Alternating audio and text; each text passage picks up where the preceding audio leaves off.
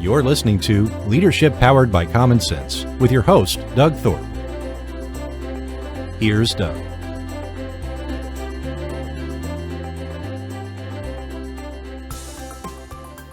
Well, greetings, everyone. This is Doug Thorpe, and you're listening to another episode of Leadership Powered by Common Sense. I have a great privilege today to have a guest on my show who was gracious in having me on her show a few weeks back. And timing and weeks and calendars are all kind of a fuzzy thing in this podcast world. But nonetheless, she has now agreed to be on this show and share with us some of her thoughts and ideas. She calls herself a leadership futurist. And clearly the world of business and work is changing right before our eyes. So it's always a pleasure to talk with someone who has done some work and done some study and has some great insights to share with us. Her name is Zoe Routh. Zoe, welcome to the show. Doug, it's so good to be here. Now, tell the folks where you live, Zoe.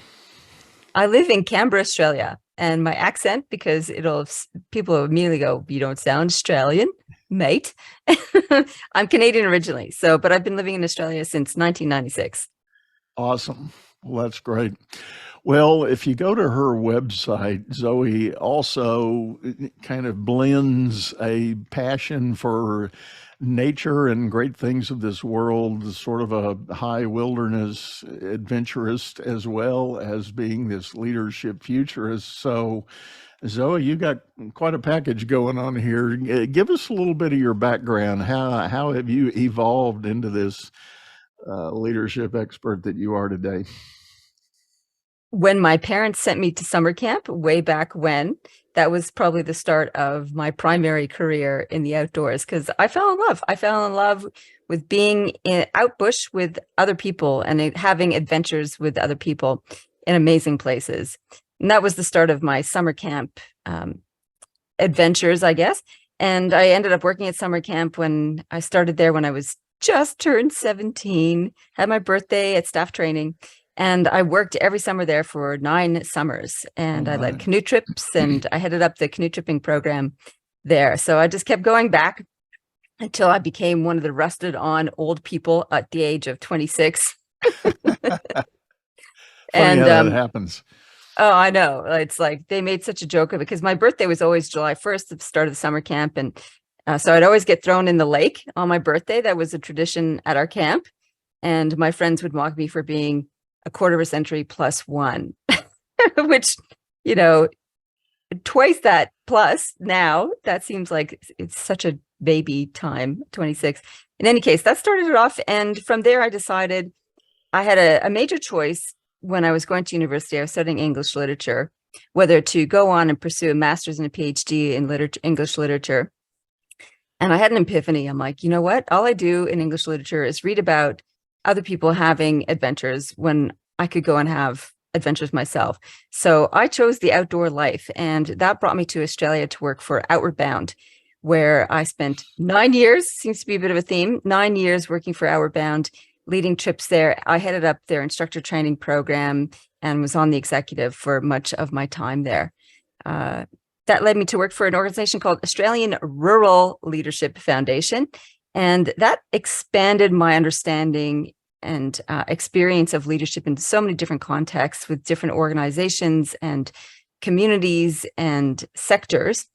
And what I liked about working with them is they blended the outdoor experiential education with boardroom, classroom, academic or theoretical knowledge. And so even though a lot of it was experiential in terms of, but not just in the outdoors, there was a nice blend of that. And I've taken all that and woven that into my own business, which I launched in 2002, where I run executive coaching, leadership training, and culture and strategy facilitation for CEOs and boards. So that's a little snapshot. And I love it. I love it. Yeah. So with that blend, I want to go to the boardroom side of your story there first, and with the blend of experience you've had working with leaders in, I'm presuming, many different industries and many different sectors. Can you? I want to dive right in here. Can you frame what the current mindset is among those leaders? Are there any central themes that you're hearing or people are talking about? Still, as a hangover from COVID, is overwork. So there is still a scramble to recruit and get enough people on board, as well as the right people on board. So there's this churn of recruitment and training and turnover, which is exhausting. So people are still expected to deliver the same that they were doing pre-pandemic, with this hindrance of not enough people. And with the people they do have, there's still COVID. So people are still off sick, etc. So there's that theme, sort of a despondency there. There is a concern at the moment around rising costs and inflation rates. So that's putting a lot of pressure on businesses to try and they're getting squeezed, if you like. And so in Australia, there's a bit of an economic slowdown as well, particularly in the retail and hospitality sectors, as people stop their discretionary spending. It's eased off a little bit, I'd say, but there's still that. So it's all tactical pressures at the moment, as opposed to strategic. So, which is disconcerting, because there's some major things on the horizon that leaders aren't necessarily diving into because they don't have the bandwidth for it. Things like artificial intelligence, robotics, the blockchain. There's a whole number of these big issues that can and will transform a lot of organizations and industries, and they don't have a plan. So that's a bit frightening. Well, and as I alluded on the lead-in, I know you speak of that in your web presence, this leadership futurist idea. So what are some of those themes, perhaps above and beyond the ones you just named, but what are some of the touch points that you see on the horizon? So aside from the ones that I already mentioned, one of the biggest ones, which is a positive one, is the change in energy. So in terms of the rise of renewables is going to transform every single sector. And as we get renewables more and more online, and that means, in theory, cheaper access to energy. So the cost of energy should go down. When the cost of energy goes down, everything gets cheaper in terms of delivery, and that can catapult access to so many different resources for so many different people. I like the work of Peter Diamandis in his latest work he co-authored called Exponential 2.0, where he talks about the dematerialization of a lot of goods and services. And I think energy, the transformation of energy is a big part of that. So blockchain, I think, is one that is going under the radar. It had a big sort of flare up of interest around NFTs, where people were like, so you can sell JPEGs and make a lot of money. And I think that's what people thought the blockchain was. But really, the blockchain is a way of recording transactions that are immutable and completely transparent, which can transform the way a business operates completely. There's a lot of organizations that are logging their operations on the blockchain for transparency reasons. Example is a palm oil business in South America, where they have their workers log on via a mechanism, and they can and that is logged onto the blockchain. And then when they log off, that's also logged. So they can see how much their workers are working, therefore proving that they are not being exploited. They also can tag their individual trees that they plant and monitor their treatment of them, and when they are harvested, also to demonstrate they're not deforesting the Amazon. Other organizations in agriculture are using similar technology to for point of origin sourcing of their products, of meat products, say, for example. So they can tag a cow and follow its lifespan through its transactions, digitally recorded, logged on the blockchain, and you can see how that animal was treated through its life cycle through to production. So with the view to proving that people are doing the right thing. So this means that the decrease in things like greenwashing can occur. And so the ESG imperative will become more and more visible to people and more needed and required for organizations to show up and do the right thing and to prove that they're doing the right thing. So the other trend there that I mentioned, ESG, so environmental, social, and governance transparency is going to be integrated into the web of all businesses if they are to survive and be adopted, because this rising concern about what businesses are doing on the planet, for its people, is a shift. And that shift in worldview is kind of the sleeper thing that not a lot of people are really paying attention to. And the shift towards thinking about what is our business about and what the economy is about and what is even capitalism about is fundamental to all of this. So there's some work happening with Kate Raworth in her seminal book called Donut Economics, which speaks to that, the idea that what business and capitalism should not be about is just growth for growth's sakes and lining the pockets of the business owners alone. And the idea of redistributing the purpose of a business so that what we're doing is elevating the basic rights and fundamentals for people around the world. So we're raising people's basic access to hygiene, water, food, safety, and security. That's a fundamental aspect of business and how we do that. And we're living within our means within the planet. So the model is a donut, because in the middle is what we're doing for humans. And then the outside of the donut is that we're doing that within the confines of our natural resources. So that's some of the bigger picture trends that are on the horizon that don't need a lot of shifting for leaders to address and incorporate, and yet will make a significant difference to their operations and also in some ways to their recruitment problems, because a lot of younger people are interested in being part of a movement as opposed to just getting a job. Right.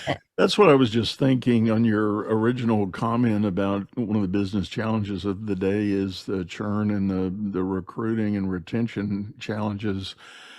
But it's well known that one of the big drivers in that is this mindset shift among particularly younger employees, but even among some of the older ones too, sort of the post-pandemic mindset shift that's happened. And I think that is based on a whole new set of values, many of which are this whole sense of purpose, sense of pride, not just making money as a company, but serving the greater good of the planet and at least the community you work in. And it is a palpable, noticeable, measurable impact, I think, to business. I had a coaching call earlier today. My executive that I was working with was expressing a concern about her work team's commitment to the work. And she described it as a sense of there's not the same level of ownership there used to be at the employee level for the work they're doing. And I challenged her and I said, well, what have you done to explain the value of that and the purpose of that and the reason behind that? And my audience has heard me say this before, when it comes to people that might be working for you, a confused mind says no. If they don't know what you're talking about, they're not going to be overly committed. They're not going to be overly engaged. They're going to be holding back because they're a bit confused about what purpose might be and what success may look like. So they might still be collecting your paycheck, but they're not necessarily fully engaged as you wish they were. Oh, I agree with that. And I think it's one of the big challenges that organizations and leaders have, or downfalls of them, is that they don't articulate that end game very well in tangible terms. What is the picture, the utopia that we are striving for? And every organization has its vision. And I like to think of it as, what is the utopia that you are building towards? You may never achieve it, but having that picture in mind is really essential. And then when you can draw a line between what you're doing on a daily basis, contributing towards that, then you have a chance of motivating and engaging people. But if they're asking, what's the point of this? Why do I have to fill in this form? Why do I have to write this report?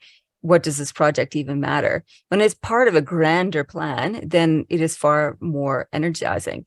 And I think this goes to the heart of also how many organizations and teams do strategy very poorly. And they do it in reverse. What do I mean by reverse is they start with, what should we do this year? Let's, okay, let's start with a target. Let's increase revenue by 10%. Again, it goes to why, like, who cares? We've got this ingrained notion that growth for its own sake is an end in itself, and more must be better, but it's not necessarily so. So they start with, like, let's set a target, and then what should we do? Let's throw a number of projects on the table. Then think, oh, how are we going to pay for that? And they write a budget. And then they figure out, well, how should we measure it? And this is all backwards, where what we should be doing is starting with that end in mind, that end game, that what are the results that we're trying to achieve? Why does any of this matter? What is the outcome? What is the impact? And then how are we going to measure that impact? As you said, like, when we're getting clear on the impact that we're making and we can prove that we're making a difference, then this is a spark of engagement. This is a spark of enthusiasm and passion that people can latch onto. So once we have those measures, then we can ask the question, well, what can we do in order to move us closer to that end game, closer to that utopia, closer to making a bigger impact? And then we can start to looking at the tactics of projects: who, how, when, where, why, who, how, where, and when. So it's such a simple thing, but to reverse engineer a utopia is the basic premise for good strategy. And most leaders don't do it that way, unfortunately.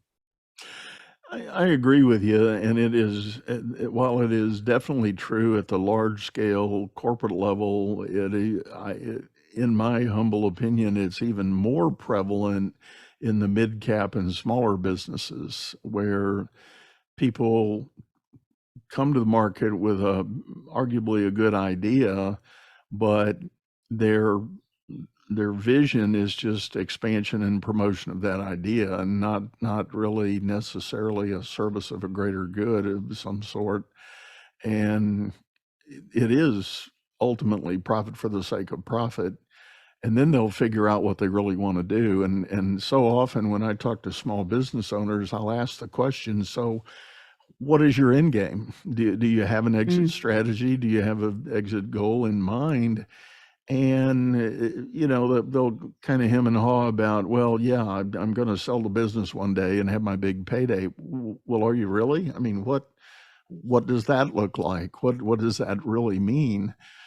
And you've got to then start asking the questions of, what do you think this business is going to be worth? And what can you do today? And it is a reverse engineering challenge.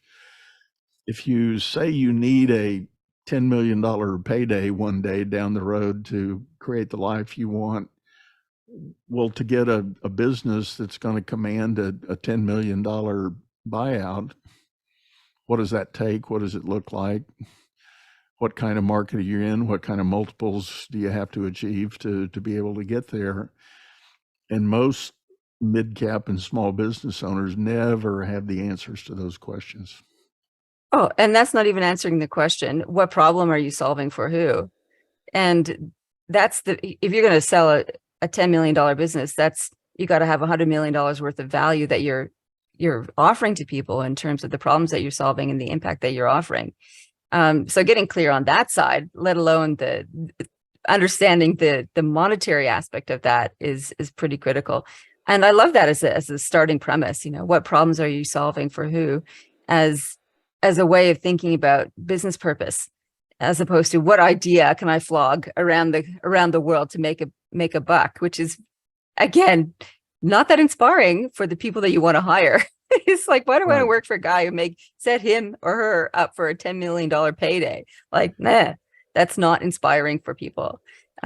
You can get hung up, you can get excited in founderitis, where something new, something revolutionary, and all that energy of creation can derail people in terms of, or sidetrack them, I think, instead of like, oh, we're on this rocket ride, but why is the bigger point to keep in mind, I think, Doug. Yeah. I think of a number of ideas that have crossed my desk in the last few years, and thinking about that notion of and I'm going to go back to your donut analogy there of the world, the impact on the world and such. I know of an organization that's technically a nonprofit, but at their core, they are some amazing technologists. And what they're doing is they've invented these devices that are solar powered and wireless, but they can affix to treetops in the Amazon and monitor for sounds in the forest, like illegal logging. The sound of a chainsaw if a tree falls in the woods, Yeah. who hears it? Well, these listening devices hear it, and they can identify and they can triangulate the source of the sound. Likewise, they can listen for movement of animals that might be native to the area, and a lot of really interesting good for the preservation of the rainforest. And it's a phenomenal body of work, and these devices are designed to essentially, to the untrained eye, they would look like just another large plant that's sprouted out in the top of the tree, because they kind of look like flower petals or elephant ear leaf type structure. But that's what the shape of the solar panel is, and that's how it's collecting its energy source to fuel all of this. So and this company has very little difficulty raising money for their cause or finding talent to join the team to really propagate and expand what they're doing. So my point is, it's a great example of taking a great idea and really creating a target and a vision of serving a greater good other than the commercialization of the technology. Absolutely. And the research shows that fundamental to human wellness and well-being is need for goals and purpose. And when you can have a purpose that is making a difference on a planetary basis, or helping your fellow humans, then that is something that is enlivening and enriching. And it can help us feel better about ourselves and give us a reason to get out of bed every day. And I was talking to a client yesterday, and her son struggles with addiction, and he's in a cycle where he can't get out of it. And she's trying to figure out what's the cycle breaker here. And one of the challenges that he has is that he has no sense of purpose. There's no reason to get up every day. He's on welfare, and he spends his welfare on drugs, and he then is getting stuck in a woe is me kind of cycle without having something to contribute to and to feel good about. Then we're missing a core piece of the puzzle. So an organization that says, here is a purpose, here is something that is valuable, that can enrich your life, people will flock to that. And it's such a simple thing to do that. And every business can have a purpose. And it's not just something you tack on. Oh, we donate $100,000 a year to blah. It needs to be integrated into the value system of the business, and to think, this is who we are as humans. This is what we believe. These are the partnerships that we have in order to make a difference in the world. So yes, let's do better work. I agree with all of that. And I'm going to add, though, the caveat that from a leadership perspective, if you're trying to run a business, you don't necessarily have to visualize this giant, grandiose vision of what you can be and what you might do in terms of being able to improve employee engagement. And I'm reminded of that. Again, I'm reflecting on the appointment I had earlier today. Through our discussion, I was reminded of a story I tell from my early career in banking. I took over a department of about 14 people, and not a big scale part of the operation, but something significant nonetheless. And I was kind of doing the classic young manager thing. I was sitting down with each person, talking about their role, their job, what they had been doing there, prior to me taking over the unit.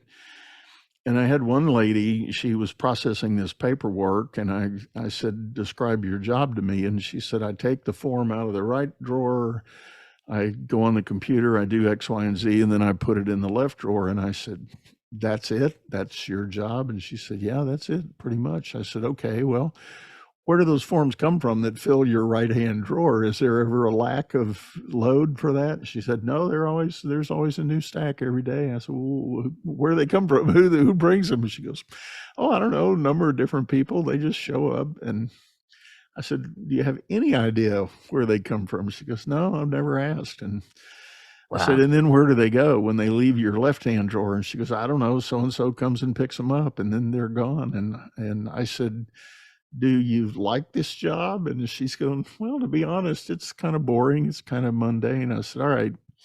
So long story short, I did a little research, and I realized the significance of the form had to do with our new customers setup at the bank. Anybody that wanted to create an account with the bank of any kind had to fill out this particular form at the time. This was kind of pre-online banking, still paper-based. And her role was to set up in the computer system a primary customer profile record. And that's the basis for everything else connecting. If they wanted a checking account or wanted to make a loan, it all had to tie to that piece. And I came back to her and I said, you're kind of a big deal here in the life of a successful customer. And I explained it all to her, and she just, I thought she was going to explode sitting in her chair. She was so excited about what that meant and what that possibility was. And she took ownership of it. And she just, all of a sudden, she was this dynamo of engagement and excitement and performance, because now she had a purpose. She understood her role there and was proud of it. Wow. I don't know if that's exciting or sad. I think it's sad in one instance that there's people who are trudging through life going, all I do is move paper, and they don't think about why or how, the impact. And then that's the sad part. And the exciting part is, like, absolutely, you don't have to have a grandiose vision of changing the world economics, though I certainly have that. Because that can also be deflating, right? You're like, I'm just a tiny cog. How can I move the needle on this?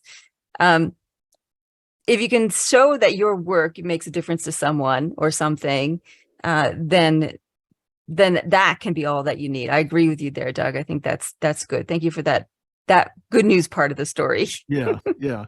Well, fundamentally, I agree with what you said. It's a combination of good and sad, and but the reality is, if you are trying to run a business, not everybody can be the president of the company pulling all the levers. You need reliable members of your team to execute on day-to-day tasks that have to be performed. But the question is, if you are the leader of the organization or the owner of the company, how do you engage those people and keep them kind of the eye on the prize, so to speak? But to your point, what comes to my mind is there's a clear awareness that business leaders have today that the average worker is looking for more, and more comes in the way of knowing that the company is committed to some kind of greater good, than something bigger, more important than just making a buck. Yeah, I think expectations of employees have shifted in a number of different ways. One is that purpose piece. And the other one that has come out of COVID is the idea that the workplace is responsible or is contributor to individual well-being. And this is one of the pressures I found working with leaders through COVID, is that all of a sudden they have to be familiar with mental health issues and how you facilitate that. And having mental health first aid training is now a core part of their job responsibilities. And being able to check in on people's welfare is now part of their core responsibility. That wasn't the case 20 years ago. It's like, right, you show up, do your work, and your well-being and your work-life balance is your own concern. It wasn't necessarily front and center and in discussion as a team about how we're all managing that. And it is now, because in a lot of workplaces, we've got remote hybrid blend work, and central to that is is that helping your well-being or hindering your well-being? And how are you showing up today? What do we need to keep in mind? And I think this is actually a good thing. It's that it's increasing the rise of compassion in the workplace for one another. And that works so long as the leaders are facilitating good conversational relationships between their people, so that you get an understanding of who your people are, what their pressures are, and how their performing is related to what else is going on. So I'd like that as one of the trends that's emerged from COVID, is that we're starting to see humans as an integral part of the workplace and the whole of the human, not just their ability to shuffle paper or to punch in numbers.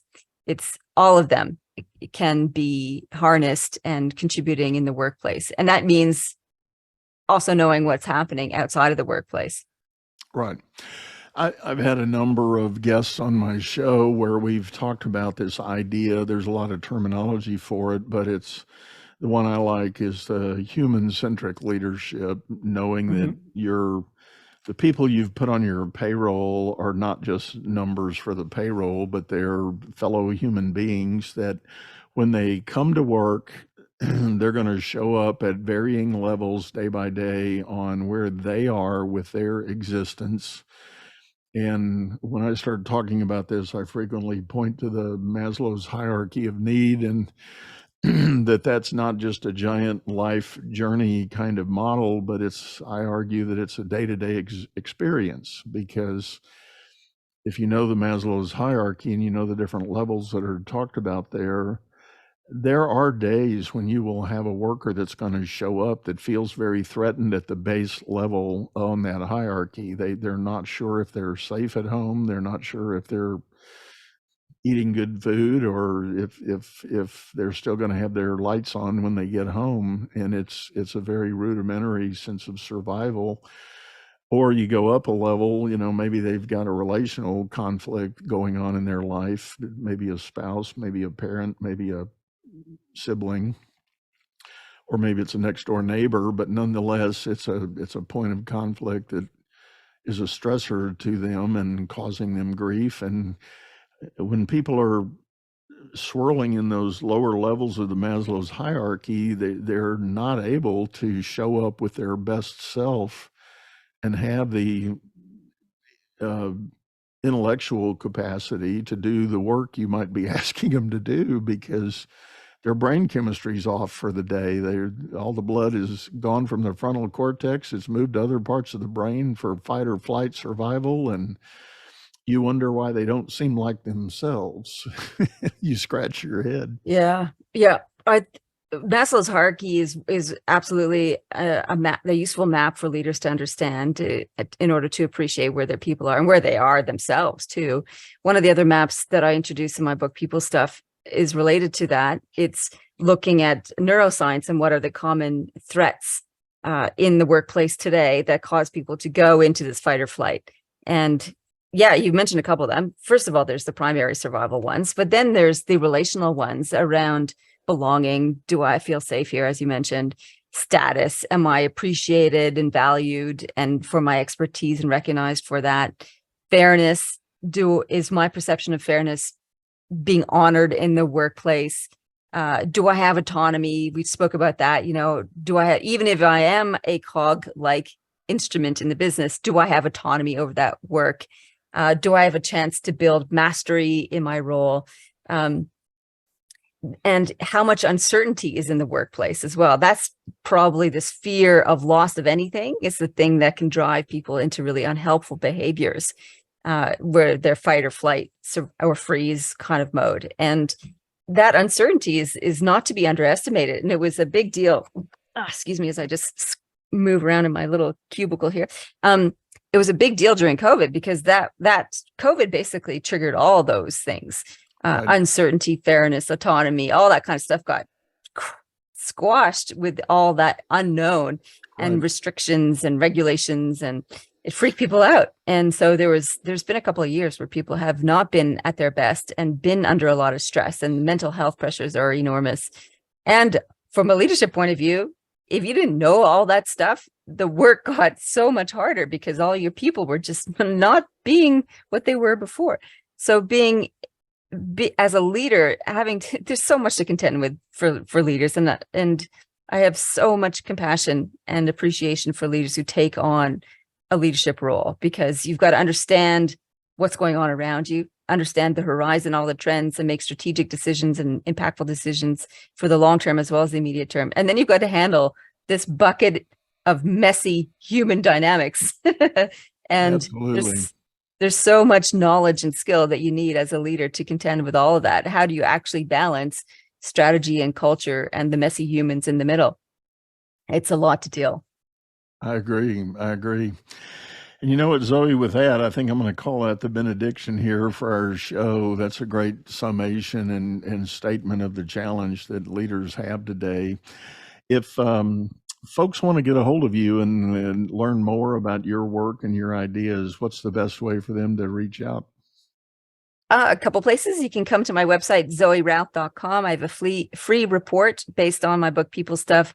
You could just click on resources, and there it is, about messy behaviors in the workplace and what to do about it. I have a podcast also called, as you mentioned, the Zoe Routh Leadership Podcast, and that's available on all your podcasting platforms, or you can find me on LinkedIn, Twitter, Insta, and Facebook. Great. And as always, folks, we'll have that contact info in our show notes. But one last time, Zoe, thank you for sitting in. Really appreciate you sharing. Oh, it's a privilege. Thank you so much. It's nice to connect with you again, Doug. Likewise. And with that, folks, I do want to remind everybody we've got a video version of this that'll be posted on YouTube. Go over there, channel by the same name, Leadership Powered by Common Sense. You can get the video version of this, and click on the other goodies that are there. You'll see a membership link and some other things that are available for you.